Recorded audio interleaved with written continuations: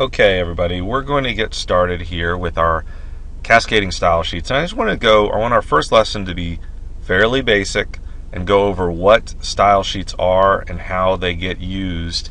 And the key thing to remember is let's take a look at how we've done the HTML so far. So we have our HTML body, HTML. And in here we put elements like paragraph, right? And like we've put in table, and we've put in iframes, and we've put in things like header rows and these kinds of things. And what you found is that we've also, because we wanted to make it look a certain way, we've put in style tags, what I was calling style tags, like we put in font face equals Arial, size equals 10, and we'd put in things like bold and italic and that sort of thing. And what the challenge is that HTML is while it lets the browser know what's on the page, we're mixing in two separate things, right? We're mixing in element tags, things that tell the browser what type of item we are having or we are trying to put on the page, with style tags, which are the things that make it look a certain way. So style sheets change that, and with style sheets we get rid of all of the style tags and we only focus on the element tags. We're only focusing on putting things in here that make it look or that tell the browser what type of thing we want to put on the page. So for instance, we get rid of table and we'll just make it simple. So for instance, we would say hello world, and let's change this around a little bit, and we would say this is a paragraph. Alright, so this is back to basics, right? And if I click show web page, then I see that. So what we do with a style tag is, rather than putting it in here and saying font face equals Arial, or we want to say font color equals blue, right? The things that we learn in terms of how we would, and let's just see how that would work.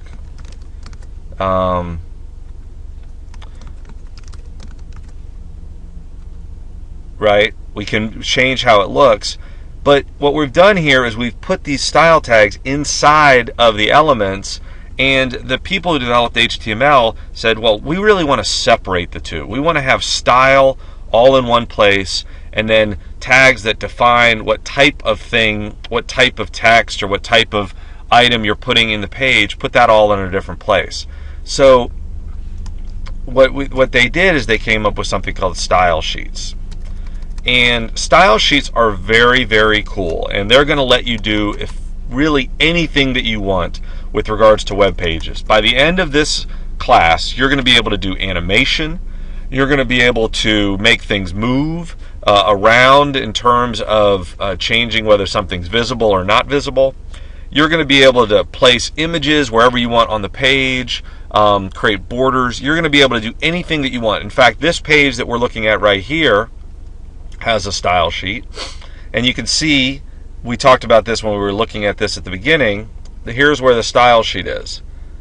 So it says style type and all of these things. This tells what an H1 tag should look like, and then you see a div here, and then you see some things that may not look familiar because they are customized tags. So you see a body tag here, but we're going to learn all of those things so that we can really do whatever we want with the web page. But the first thing that we're going to do is we're going to just take these simple tags H1, H1, P, and NP, and we're going to apply a style tag to it. And the way to think about that is that we create a separate section of the document called the header of the document, and in there we put a style sheet, and we indicate that with this information here. And then all we really are doing at this point, and this is important, but it's very straightforward. All we're doing at this point is we're defining the tag. So this is an H1, and we're going to define the H1 tag, And we use a very specific type of grammar here. We're going to do a curly Q bracket, which is right next to the P on your keyboard, and an end curly Q bracket. And in here, we're going to define certain things, right? We want to define color. So let's say color, colon, blue, end colon, or semicolon. Okay, so this is the basic tag. This is called this whole thing is called a rule. This is the rule that we're going to use to define the H1 tag. This is called a selector. This is telling us what tag are we selecting, what tag are we trying to define. And then this is called a declaration. So what we're saying here is that we declare that this selector's color should be blue. Okay?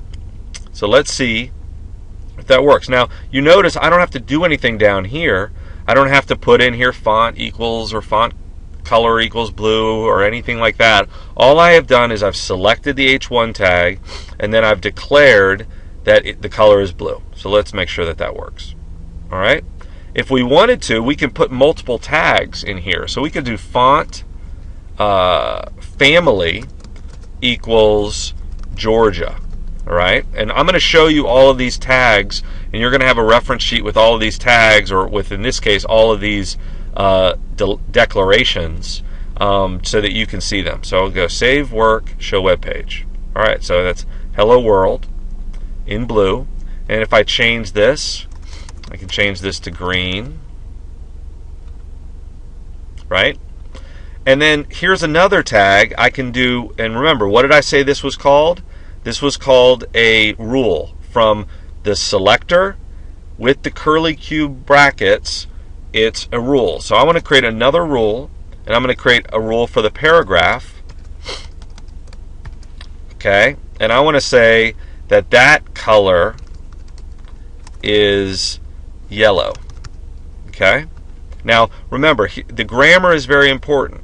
You have your curly Q brackets, then you have your declaration with the colon, and then this is the attribute. Oops. This is the attribute. Look what I did there.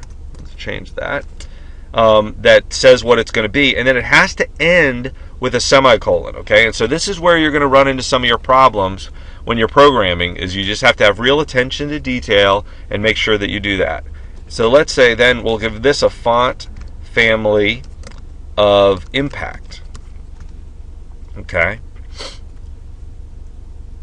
And we'll save work and show page. All right, see, it's hard to see. So let's actually make that a little bit easier. Let's make that red. Yellow is just sort of hard to see. All right, so now you know how to do this. You could have done this using old tags, but what we're doing here is we want to use the new style tags. And so you have a cheat sheet, and I don't know if this is up yet, but it probably is. You have a cheat sheet that gives some review of things, and it shows what our class is going to be. And you can see here that here's the selector and then the declaration, and it can all be on one line if you want, but it's easier to read if you do what we did, which is to put it on separate line. But it doesn't matter. Like, remember in HTML, this could all be like this if you wanted to, if for whatever reason you have space considerations, but you don't. You can do it. It's a good idea, and most people do it. Most programmers do it the way that I'm showing right here. Okay, but you can see that we're going to go through all of the different. Don't worry about this. I'm just showing the things. For each selector, there are different declarations that we can use, and we're going to learn all of these during our lesson here. We're going to learn how to do fonts. We're going to learn how to do images put in a certain way. We're going to be able to learn how to make it so that if you hover over a link, the color changes. And so we're going to be playing around with all that sort of stuff. It's going to be very, very cool what we learn how to do in this lesson, or in this class. Okay, so the first thing that I want you to do is I want you to do this assignment, and I want you to take the H1 tag and the P tag and make a rule for each one and put in the style sheet. Remember, all of this goes in the style. sheet right here, and then between the head tag. Now, one last thing I want to show you, and let me see if I have this in my cheat sheet. One last thing I want to show you is that there's something that we want to put before the HTML, and this is a thing where this is a little piece of information where we tell the browser that we're using HTML5, and that's the newest version of HTML. So all we have to do is before the HTML tag, we put a bracket, exclamation point, doc type space HTML, and that lets the browser know that we're using HTML5. Okay, and we didn't talk about any of that stuff in our first class because we were keeping it very straightforward. But now that we're going to be using some more sophisticated tags, we want to make sure that the browser is able to read the tags that we use. So that's the last thing we want to do here. Once you've completed that, click Final and submit, and then we'll move on tomorrow to the next lesson.